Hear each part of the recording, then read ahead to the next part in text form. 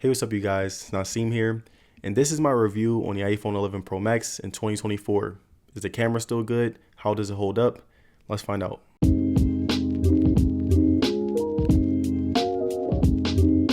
Now, the iPhone 11 Pro Max is really a special phone to me because it made the Pro Max name a staple in the Apple ecosystem. Every year, the Pro Max is always one of the most sold iPhones, and the iPhone 11 Pro Max is where it all started. From the 3 cameras to the matte back, all the way down to the very up-to-date experience. The iPhone 11 Pro Max has done nothing but push boundaries and is the template for most Pro Max phones that we see today. But just like most older phones, the iPhone 11 Pro Max does have some minor problems, and in this video, I will be sharing my experience with it to help you guys decide if it's worth buying in 2024. Now, the moral of the story is that the iPhone 11 Pro Max has never really failed me. Even in 2024, the 11 Pro Max has been holding up very well all across the board. And personally, my favorite part of this phone is that it still has that big, boxy, punchy, vibrant display that still looks really good. Just like the iPhones of today, the 11 Pro Max has a super retina display that is still evident till this day. Whenever I watch a high quality video on YouTube, I can always tell the difference whenever coming from a different phone. The 11 Pro Max has 770 nits worth of peak brightness. The colors were still able to pop whenever I use the phone outside, even though at times it can be outdated. A lot of times I'm using social media when I'm outside on my phone, and I was still able to read everything, watch videos, and use it regularly. Now, when it comes to the viewing experience of the 11 Pro Max, it's pretty much one of my favorite displays of the older iPhones. It has a pretty small notch that takes up a little less screen than the dynamic island on the iPhone 15 Pro Max, and the colors were much more punchy, so that was an added benefit. The size greatly enhanced all of its attributes. One of my favorite things to do on my phone is watch YouTube videos, and the big, wide, flat display not only created great aesthetics, but also a kind of tablet-like experience. Speakers made watching videos on the display even better, and personally, the 11 Pro Max has the best speakers in the game compared to any smartphone. The responsiveness mixed in with the 60Hz refresh rate gave me that classic Apple feel. It feels like a pretty fast machine that responds sharply to my every move, and I've always preferred the faster scroll feel. Now, going further into size, I love how the 11 Pro Max was able to make the most out of the 6.5-inch display, from the very small notch all the way down to having very small bezels and a flat display. The 11 Pro Max is also a phone that has arguably a better display than most budget phones in this price range. It's not afraid to give you top tier specs, and it has truly aged very well, and I will say that it's still worth it. The facial recognition is still one of the best in the game. It's damn near as good as the iPhone 15 Pro Max, and it's much better than most Galaxies and Pixel phones of today. Now, when it comes to design, the 11 Pro Max is one of my personal favorites. The rounded frame has always given a great aesthetic, and the curved edges soothe it out while making it more comfortable to hold. The 11 Pro Max is 100% round, and whenever holding this phone, I felt like it was very comfortable to hold vertically or horizontally. It's also pretty durable on the display and back. I haven't had that many drops, but whenever I did, it would usually be in a house. My display has no scratches, the back and sides have little to no scratches, and I'm very happy that this phone still looks new after almost 5 years of use. Now, my favorite part about this design is that just like the iPhone 15 Pro Max, it has a matte look and feel on the back, which makes the phone always look new. It's very easy to clean, and it screams luxury. The stainless steel on the sides is a fingerprint magnet, but I'd be lying if I said that it didn't help with the quality look. I prefer the matte feel all around though, because it will result in me having to clean it less. The 11 Pro Max is also very comfortable to hold. It felt very comparable to the iPhone 15 Pro Max, since they are almost the same size with a rounded frame, and it has a nice snug fit that really complements my hands. Now, when it comes to weight, the 11 Pro Max is actually pretty heavy for its size, which definitely adds to its quality feel. It weighs 226 grams, and I feel like the phone looks lighter than it actually is. Now, the downside to this is that if you're someone who doesn't like holding heavy phones for a longer period of time, and if you're someone who wants to go lighter, I would suggest the iPhone 11 or 12. Now, the color on the 11 Pro Max is amazing, and it looks even better when you look at it with the glossy Apple logo. Now, moving on to the most important aspect of the phone,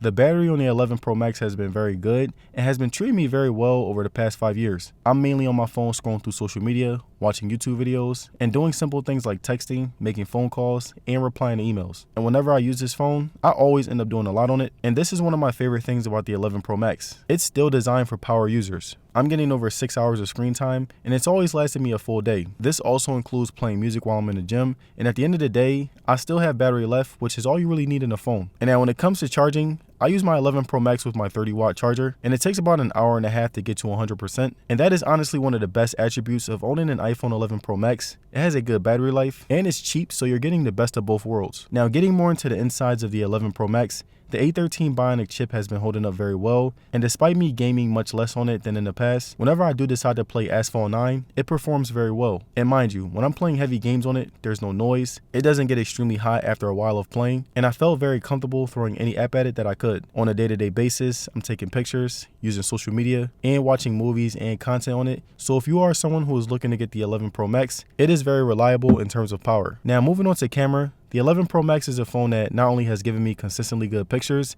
but it's also given me top tier yet quality videos. The 11 Pro Max's zoom photos are a thing of beauty. No matter how much I zoomed in, the quality was still very clear, precise, and still maintain accurate colors. The shutter speed is still top tier, and it's honestly better than phones like the Galaxy S23 Ultra and Pixel 8 Pro. Now looking at the outside photos, my skin is just right, but can be prone to yellowing depending on the lighting, and I found every selfie I took to be a very good quality. And I also took some photos of random things in different places, and the 11 Pro Max has not disappointed me in the slightest, especially with its great camera software. Inside photos were top tier as well. Many times, I'm trying to get the best lighting as possible, which is why the photos look great. Selfies were still pretty good, and as always, another iPhone is taking pretty good pictures. And now when it comes to shooting video, the 11 Pro Max has a good amount of options. You can shoot all the way up to 4K, proving that it's still very up to date, and it can go toe to toe with a lot of phones of today. The stabilization was top tier, and the 11 Pro Max is one of those phones that I feel very comfortable using whenever I have to shoot something. So in conclusion, if you're someone who is very photography savvy and you want a camera that'll provide you with good photos and videos but still is very cheap, the iPhone 11 Pro Max is a solid option. And also, here's some extra videos that I was able to get.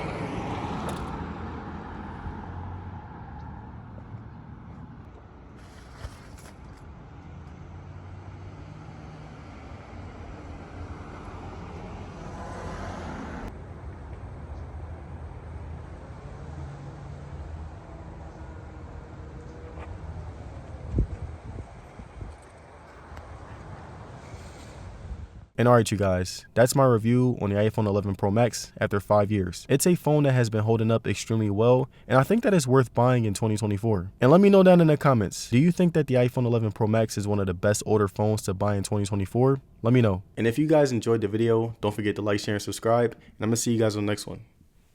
Peace.